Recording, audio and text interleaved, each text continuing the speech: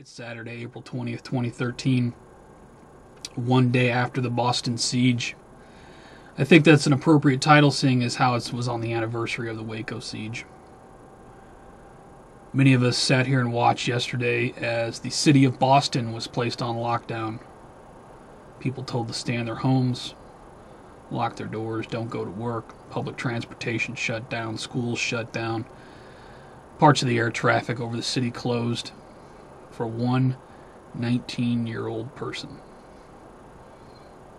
Someone who the American media dubbed a terrorist, even though he was never found guilty of anything, not given any due process whatsoever. Half the day they were calling him a suspect, the other half of the day they were calling him a terrorist. I thought we had due process in this country for a reason, but apparently not. If the government deems you a terrorist, then, well, you're a terrorist. Anyway, this is going to be a video response to Boston bombing. Suspect's aunt says set up, staged. You really want to pull the first link up and listen to what the suspect's aunt has to say. See, she's a person kind of like us. She likes to think for herself. She doesn't believe everything the TV tells her. She makes a lot of good points. A lot of good points. Put a link to the video. Let's get on with the main story. Captured. Boston police announce marathon bombing suspect in custody. Put a link to the article from CNN. I'm glad they didn't kill the second one. We're fed this story about how they tried to rob a 7-Eleven and all this. And I got another link here. It's funny. USA Today. 7-Eleven robbery not related to Boston bombing suspects.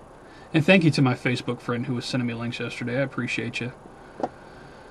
From USA Today, apparently the robbery at the 7-Eleven had nothing to do with the bombing suspects upon further review of the surveillance tapes. Now, did they kill a cop at MIT? I have no idea. I have no idea. But that's not really what I want to talk about anyway, whether they did this or they didn't do it, or whether it was a false flag or if it was the official story. I want to go down a road that some people might not be capable of doing, but many of us are. What I need you to do, I need you to take away the suspects for a moment. Whatever you think the story is, whether you think it's a false flag or whether you believe everything the TV's telling you about these two individuals, we need to remove them from the equation. I want to talk about the police state. I want to talk about the gray state. If you don't know what the gray state is, I'll put two more links below. One is the official trailer to the upcoming documentary, Gray State. Don't ask me when it's coming out because I don't know. And I don't really think it's important because the video under the trailer is called Breaching the Veil, the Gray State Concept. That's really the only video you need to watch. It's 27 minutes long. And it goes over a lot of the stuff that a lot of us have been talking about for years. After watching that, you really don't need to see the movie to get the point, if you don't already have the point, which many of my subscribers do. But I'm going to link you to it anyway. You see, because when you take away the suspects in the case, these two individuals, or I guess the one individual in particular, the second one, because they killed the first guy. The city went on lockdown because of the second guy on the loose. When you take them out of the equation and look at what happened yesterday, well, I'll put another link, photos from the manhunt in Boston. You want to pull these photos up after you've watched the Gray State videos, both of them, and scroll through these photos and have a look. Compare these photos to what you just watched in the Gray State videos. Seriously. A United States city, a major metropolitan area, on full lockdown. Houses being searched.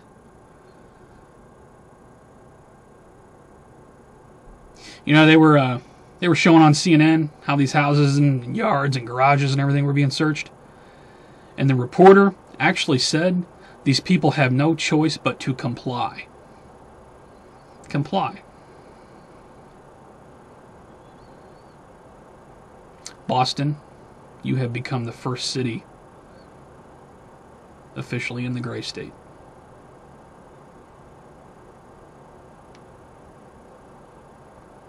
Pull up the pictures and check it out.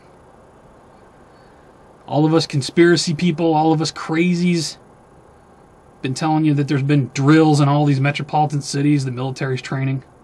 Oh, Blackhawks were flying around. I'm guessing that's why they closed the airspace. Military choppers flying around in this pursuit for this 19-year-old suspect.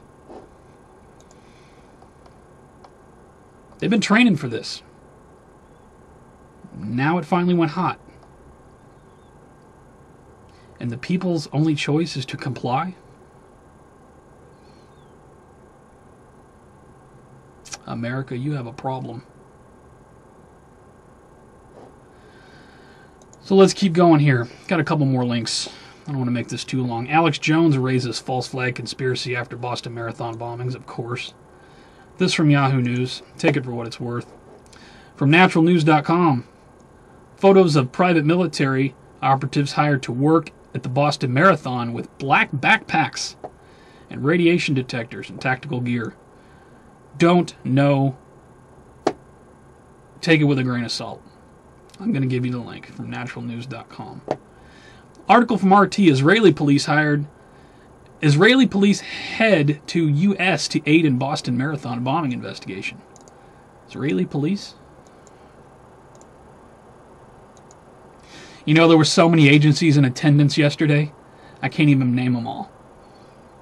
The frickin' CNN reporters didn't know. There were so many agencies in Boston. I truly believe it was a test to actually see how efficiently they can lock down a metropolitan city. Because they did just that. We've never seen that happen before on the scale that it happened yesterday. They did it. And in the end, when the cops got the suspect and driving away with him in the back of the police car, the residents of the city of Boston lined the streets to cheer the police state. The government has saved us from the terrorist boogeyman. That was really something to watch last night. I'm just sitting here watching it in shock. Do these people not realize what just happened? In my opinion, a massive psychological operation on the people. Yeah, come into our homes. We have no choice but to comply, right? Search my home. In the words of Naomi Wolf, they did this in Germany. Make no mistake. Yesterday's events in Boston were not about catching a terrorist. It was about seeing how efficiently they can implement martial law in a metropolitan area. Because that's exactly what they did. To see military vehicles driving around on the streets, along with who knows how many agencies, how many thousands of cops, different law enforcement people. Now, in the eyes of the average person, you probably say, well, they did a good job. They got the guy. But like I said, this vehicle's not about the suspect. We have to temporarily remove him from the equation to take a look at what I'm trying to show you. The operation that took place in Boston yesterday, unprecedented. And everyone complied because they had no choice. One more link here, just in case you don't know. They did train for this scenario. February 6, 2012, Black Hawks in Boston. The American military empire comes home. Interesting read here. Thanks, F-Town, for the article. They've trained in Boston for these scenarios as they've trained in other metropolitan cities. And with the DHS stocking up on billions of rounds of ammo and the National Defense Authorization Act in place, they could do this to any American citizen. If you need more information about what I'm talking about, go up to your search box and type in 4 letters, NDAA. Watch what comes up. Please share this information. Please share this video. Please rate this video. Help it get around YouTube. People need to see the information linked below. It's terrifying what happened yesterday in the city of Boston. Just my opinion. You guys take care. Stay safe. I'll see you on the next one.